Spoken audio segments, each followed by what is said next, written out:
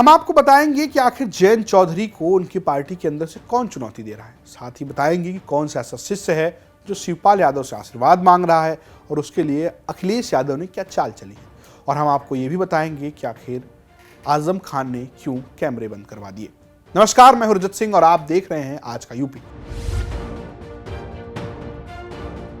सबसे पहले बात खतौली उपचुनाव की। आज यूपी में लगातार बात हो रही है खतौली उपचुनाव की, क्योंकि चर्चा बहुत तेज है। अब बीजेपी ने पूर्व विधायक यानी जिनकी सदस्यता गई है विक्रम सैनी, उनकी पत्नी राजकुमारी देवी को टिकट दे दिया है और आरएलडी और समाजवादी पार्टी के महागठबंधन से प्रत्याशी हैं मदन भैया, बाहुबली मदन भैया। अब इन बाहुबली मदन भैया को लेकर जयंत चौधरी के लिए मुश्किलें खड़ी होती जा रही हैं।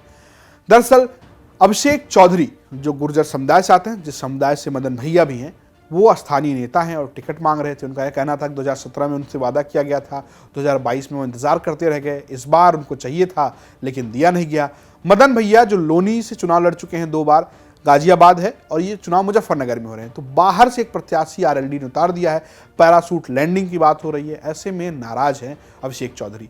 वो कह रहे हैं कि मैं तो कार्यकर्ता हूं आरएलडी का, लेकिन अगर ऐसा ही चलता रहा तो जयंत चौधरी के लिए बहुत अच्छी बात नहीं होगी।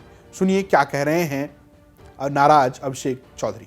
देखिए, विधानसभा के सब जिम्मेदार लोग यहाँ पर सर्व समाज को लोग एकत्रित हैं और हमारा सब लोगों ने ये निर्णय लिया है कि यहाँ पर स्थानीय प्रत्याशी चुनाव लड़ना चाहिए, चाहे वो कोई भी हो, जिसने राष्ट्रीय लोकदल के लिए समर्पित कार्यकर्ता के रूप में काम किया हो और जो यहाँ मेहनत कर रहा हो।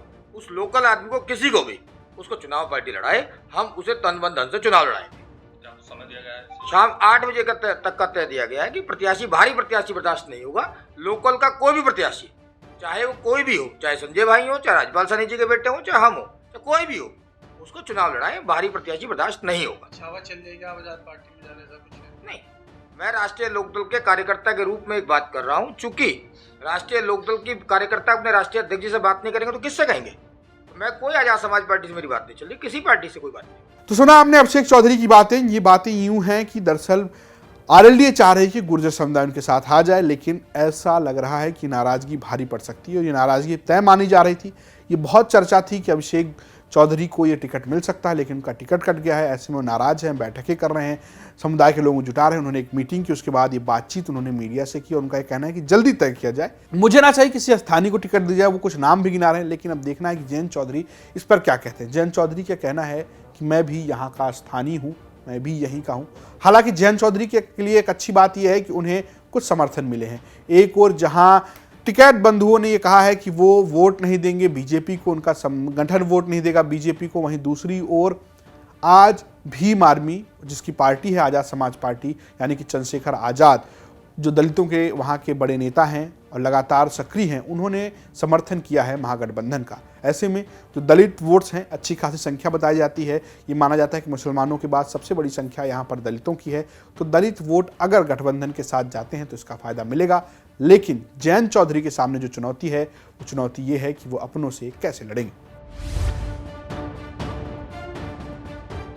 अब आते हैं दिन की दूसरी खबर में। दरअसल ना सिर्फ खतौली बल्कि मैनपुरी उपचुनाव के लिए भी बीजेपी ने अपना प्रत्याशी घोषित कर दिया है। और किसे घोषित किया है? रघुराज साक्य को, जो कभी पसपा में प्रदेश के नेता थे, लेकिन अब वो बीजेपी में हैं।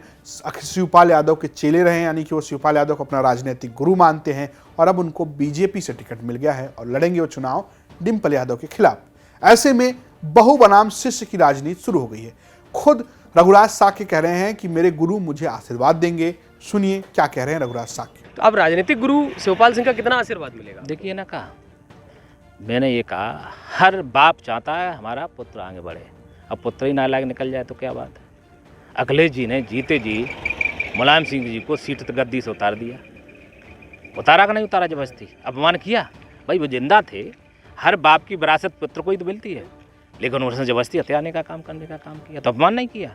जो अपने बुजुर्गों का, अपने जो महापुरुषों का अपमान करता है, वो व्यक्ति कभी आगे नहीं बढ़ सकता है। हमारे राजनीतिक गुरु हैं, हर शिष्य चाहता, हमारा हर गुरु चाहता है कि हमारा शिष्य आगे बढ़े, उनका भी आशीर्वाद रहेगा। क्या ऐसा भी है, माना जा रहा है कुछ लोगों का, कि टिकट दिलवाने में भी उनकी बहुत बड़ी भूमिका है? नहीं, ये तो भारतीय जनता पार्टी बहुत विश्व की सबसे बड़ा दल है। उनके एक चैनल हैं, उनकी विचारधारा है। ये कोई किसी कहने से उससे नहीं होता है। उनका जो फैसला होगा उससे मिला है। बधाई तो इस बात की, सेवक को भारतीय जनता पार्टी ने टिकट दिया है, बहुत बड़ी बात है ना। इतने बड़े दल का उम्मीद जताने का काम किया है तो बहुत बड़ी बात है। मैं राष्ट्रीय नेतृत्व को बहुत बधाई दूंगा, माननीय प्रधानमंत्री को बहुत बधाई दूंगा, माननीय योगी जी को बहुत बधाई देना का काम करूंगा, जो हम पर विश्वास जताया। मैं चाहते हैं कि मैनपुरी जनता की ऐसा एक बेटे मैनपुरी को सांसद प्रत्याशी बनाए जो जनता के बीच में रहे। रघुराज साकिब तो कह रहे हैं कि उनको मिलेगा शिवपाल यादव का समर्थन, लेकिन शिवपाल यादव पहुंच गए हैं सैफई। उन्होंने मुलाकात की अपने बड़े भाई अभयराम यादव से, उनके बीच कुछ बातचीत हो रही है, क्या हो रही है इस पर सबकी निगाहें हैं। लेकिन इन सबके बीच समाजवादी पार्टी की तरफ से एक सूची जारी की गई स्टार प्रचारकों की, जिसमें शिवपाल यादव का नाम शामिल है। अभी तक ऐसा नहीं हो रहा था। शिवपाल यादव का नाम 7वें नंबर पर है, वो नरेश उत्तम पटेल के भी नीचे हैं। उनके नाम के आगे लिखा हुआ है विधायक, पूर्व मंत्री, यानी कि अभी तक सपा जिन्हें विधायक नहीं मान रही थी, अब ऐसा लग रहा है कि उनको विधायक मान रही है, क्योंकि अभी तक वो कहा जा रहा था कि वो प्रसपा के हैं। समाजवादी पार्टी के टिकट से भले कोटे से लड़े थे, लेकिन वो प्रसपा के विधायक हैं, क्योंकि उनको जब नेता प्रतिपक्ष बनने की बात चल रही थी तो इसी मुद्दे को लेकर उनको शामिल नहीं किया गया था। अब उनको वापस से स्टार प्रचारकों की सूची में डाला गया है। तो क्या शिवपाल यादव पिघल जाएंगे, बड़ा सवाल है। अभी तक शिवपाल यादव ने चुप्पी बना कर रखी है, वो कुछ भी नहीं बोल रहे हैं। अब आते हैं तीसरी जगह, यानी कि रामपुर। यहां भी उपचुनाव है और रामपुर उपचुनाव में जिस नाम पर चर्चा है वो है आजम खान। दरअसल आजम खान शहर सीट से विधायक थे, उनकी सदस्यता चली गई, अब वहां उपचुनाव हो रहे हैं।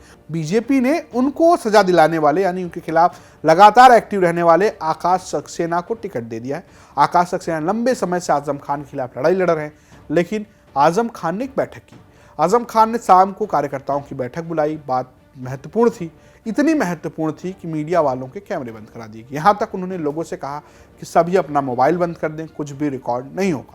अब जो कुछ रिकॉर्ड ही नहीं हुआ तो बातें बाहर नहीं आ पा रही। हालांकि माना जा रहा है कि इस मीटिंग से जो तय होगा वो कहीं ना कहीं बहुत ज़्यादा असर डालने वाला है रामपुर के उपचुनाव में, क्योंकि इससे पहले रामपुर के लोकसभा उपचुनाव में आजम खान को शिकस्त का सामना करना पड़ा था, जब उनके करीबी को बीजेपी के घनश्याम लोधी ने करारी मात दी थी। हालांकि उन्होंने बहुत कुछ आरोप लगाए थे।